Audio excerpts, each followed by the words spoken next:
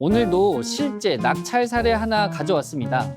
다가구 주택 물건입니다. 낙찰가 11억. 근데 이 물건 감정가가 무려 15억짜리였었습니다. 두 번 유찰되면서 최저가 9억 8천까지 떨어진 물건이었는데 그 이유가 있었습니다. 대학력 있는 임차인이 7명에 그중 2명은 보증금 자체가 미상인 임차인이었습니다. 여기에 미납 세금까지 대부분의 투자자들이 창을 닫는 조건이었었습니다. 오늘 영상 끝까지 보시면 남들이 손 떼는 물건에서 기회를 찾는 방법이 보이실 겁니다. 먼저 첫 번째 질문입니다. 이 물건 왜 유찰됐던 건가요? 라는 질문인데요. 감정가 약 15억짜리 물건이 두 번 유찰되면서 최저가 9억 8천까지 내려왔습니다.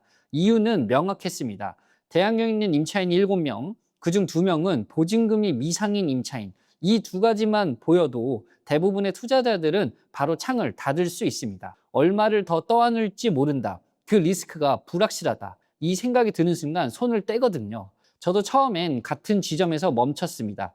근데 거기서 멈추지 않고 계속 들여다봤습니다. 이 물건이 모아타운 추진계획 포함 지역이었고, 모아타운이 뭐냐면 소규모 노후, 주거지를 묶어서 아파트 단지로 개발하는 사업입니다. 이 물건은 향후 지상 25층 아파트로 개발될 가능성이 있는 토지였었고, 지금은 다가구 주택이지만 개발이 진행되면 토지 가치가 완전히 달라지는 구조였었습니다. 지금은 어렵고 미래는 가치 있는 물건. 이게 제가 이 물건을 계속 들여다본 이유입니다. 유찰이 반복된다는 건 그만큼 경쟁자가 없다는 뜻입니다. 그 이유를 파악하고 해결 가능한 문제인지를 판단할 수 있다면 유찰 물건은 오히려 나에게 기회가 될 수 있습니다. 두 번째 질문입니다.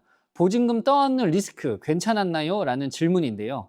이 물건의 핵심 리스크가 임차인이었습니다. 대학력 있는 임차인 7명, 법인 소유 물건이었고 미납 세금까지 있었습니다. 확인해보니 세금이 약 2억 이상이었습니다. 이 상태에서 반드시 해야 하는 게 배당 시뮬레이션입니다. 흐름은 이렇게 됩니다. 세금이 먼저 빠지고 그 다음에 임차인들한테 배당이 돌아가게 됩니다. 그 배당에서 임차인 보증금이 다 충당되면 낙찰자가 추가로 떠안을 게 없습니다. 근데 배당이 부족해서 미배당이 발생하면 그 차액은 낙찰자가 인수해야 합니다. 이걸 모르고 들어가면 낙찰받고 나서 예상 못한 돈이 더 나가는 상황이 생길 수 있다는 거죠. 쉽게 비유하면 이렇습니다.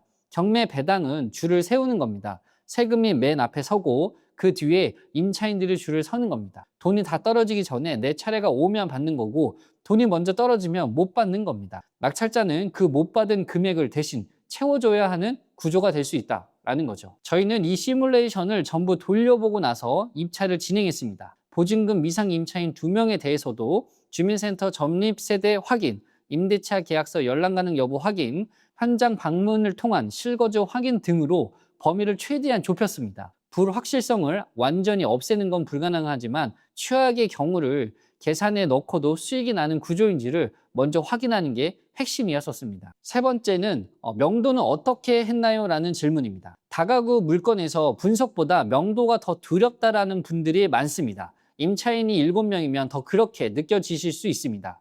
7명이 각각 다른 사람이고 각각 다른 상황이다 보니 일괄적으로 처리하는 방식이 통하지 않습니다. 저희는 각 세대별로 포스트잇을 남기고 하나씩 연락을 유도했습니다. 전화번호를 남기고 연락 주시면 이야기 나누겠다는 방식으로 접근을 했었습니다. 결과적으로 7명 전원과 협상을 완료했습니다. 공과금 정산까지 모두 다 끝냈고 비밀번호 인수인계까지 받았습니다. 이 사비는 빵원으로 전원 명도를 완료할 수 있었습니다. 말로 하면 쉬워 보이는데 이게 진짜 끈기 있는 심리전입니다. 한 명 한 명 대화하고 기다리고 설득하고 이게 반복입니다. 어떤 분은 바로 연락이 오고 어떤 분은 몇 주를 기다려야 했습니다. 화내는 분도 있었고 막막해 하시는 분도 있었습니다. 그 감정을 받아내면서 설득하는 과정이 바로 명도의 본질입니다. 분석은 책상과 현장에서 하지만 명도는 서로 간의 밀당이 필요합니다. 이걸 두려워하면 다가구 물건은 시작하기 어려울 수 있습니다. 네 번째 질문입니다. 자금 구조는 어떻게 들어갔나요? 라는 질문입니다.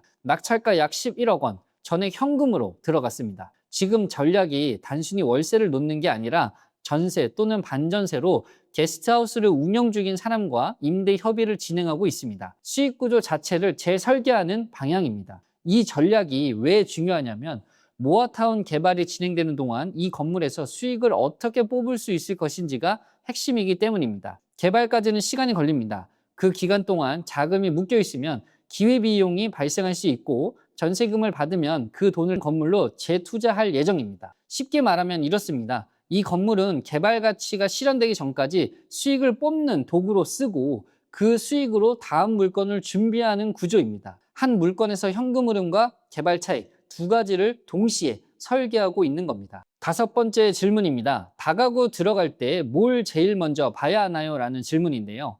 이 물건 사례에서 답이 나옵니다. 두 가지만 제대로 보시면 됩니다. 1순위는 임차인 분석입니다. 대학령이 있는 임차인이 몇 명인지, 보증금 규모가 얼마인지, 미배당금이 발생하는 구조인지 아닌지, 이게 틀리면 바로 손실로 이어질 수 있습니다. 아무리 분석을 잘해도 배당 시뮬레이션에서 실수하면 낙찰받고 나서 예상하지 못한 또 돈이 나가게 됩니다. 특히 보증금 미상 임차인이 있는 경우 많은 분들이 거기서 멈추게 됩니다. 근데 미상이라는 게 확인이 불가능한 게 아닙니다. 전입세대 열람, 현장 방문, 주변 시세 비교를 통해서 범위를 좁히는 작업을 할 수 있습니다. 그 작업을 했느냐, 안 했느냐가 경쟁자와의 차이입니다. 2순위는 임대 가능 금액입니다. 현재 시세가 어떻게 형성되어 있는지, 전세나 반전세로 전환이 가능한 건지, 그 상태에서 수익이 나오는 건지, 다가구는 임대 방식에 따라 수익 구조가 크게 달라지게 됩니다. 월세로 놓을 건지, 전세를 받아서 재투자할 건지,